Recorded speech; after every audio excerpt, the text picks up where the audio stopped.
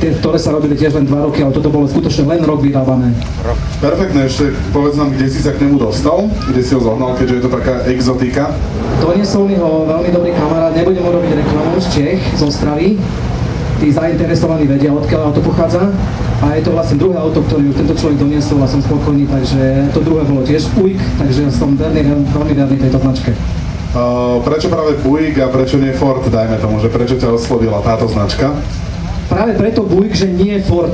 To je myslím, že dostatočný dôvod, lebo Fordov je, pozrieme sa dookola, Mustangy sú krásne, nádherné, všetko bomba, ale Mustangov na zraze príde skutočne veľké množstvo, ale takáto Riviera alebo nejaký za mnou stojací Pontiac Bondil príde jeden jediný a nikto nevie kam ho zaradiť a vie, že wow, Bondil, v živote som to nepočul a každý poznal Mustang, Corvette alebo Camaro, takže ale už takisto nezavrhujem ani tieto značky. Jasné, perfektne. Ďakujeme ti veľmi pekne, Marek.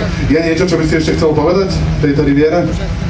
Neviem, no, asi nič. Auto hovorí sám za seba. Nechcem sa chváliť. Presne tak. Ďakujem ti veľmi pekne. Ďakujem, všetko dobré. Čau, čau zatiaľ.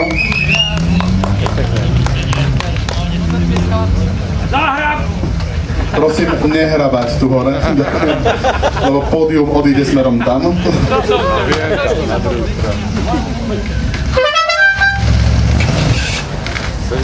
litrov.